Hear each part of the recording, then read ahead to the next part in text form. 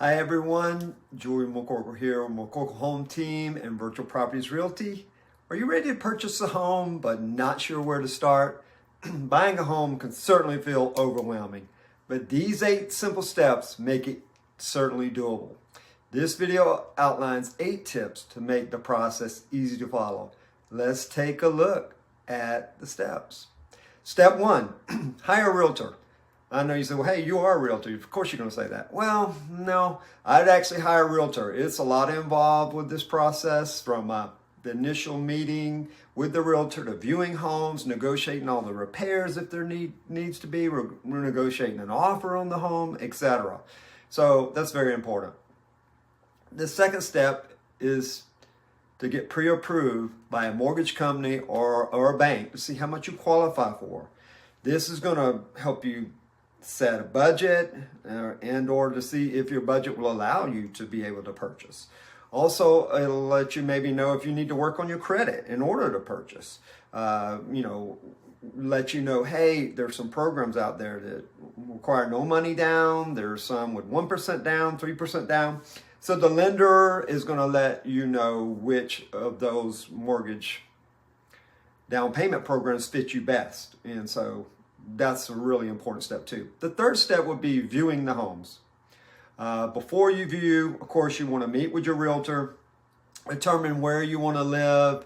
Do you have children, or their schools that would be involved? Obviously, proximity to schools, proximity to your work, maybe an airport, how many bedrooms you need, etc. If you need 55 and older, etc. Very important step. The fourth step would be, once you have the home under contract, then getting the necessary inspections done on the home.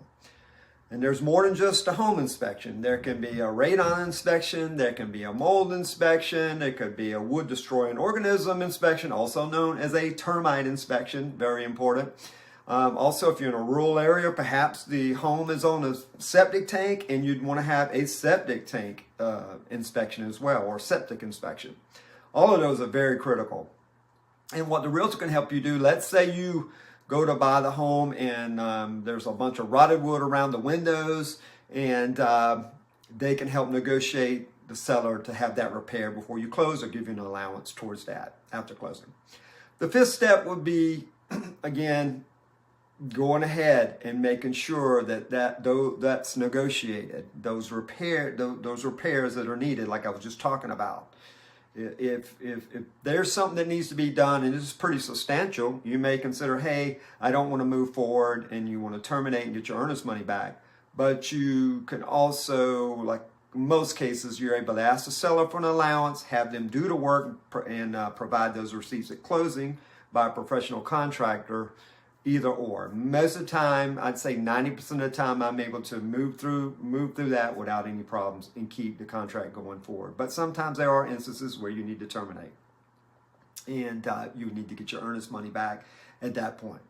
And so the sixth step is making sure the appraisal comes back in line with what you offered on the property originally. Let's say you offered $400, it comes back at $380. You can also obviously go and ask the seller to reduce the price to match the appraisal.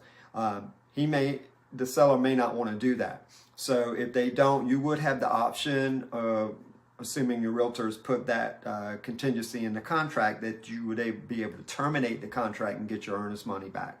Most times the seller is going to be willing to go ahead and do what needs to be done, but there are times where they don't feel they need to, and if you're not able to make up the difference, then you may want to terminate it and get your earnest money back.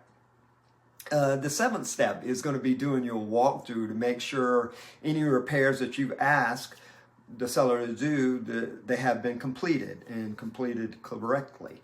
So you'll want to get all that done. You're going to get that done on the walkthrough.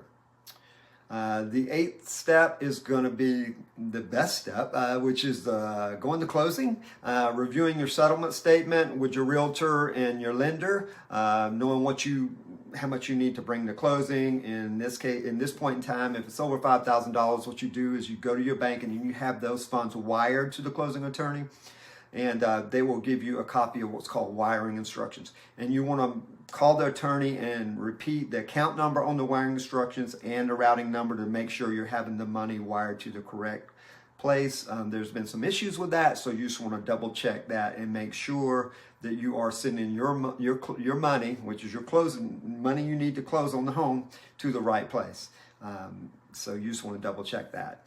And after you do that, closing usually takes about 45 minutes to an hour. You sign all the documents, and you get keys to your new home.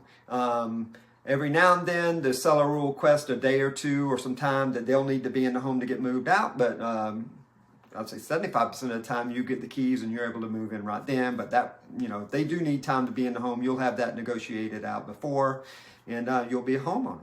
So I hope this just provides like a general roadmap for you. Again, I kind of wrote it up here on the board, 8 steps to purchasing your next home. Not an artist, as you can see. But anyways, give us a call if you have any questions in regards to these 8 steps, any of these 8 steps. We can help you, obviously, with residential. I've been licensed for 25 years. My partner, Nellie McCorkle, we work together as a team. Please like and subscribe, text, direct message us, or call us if you need anything.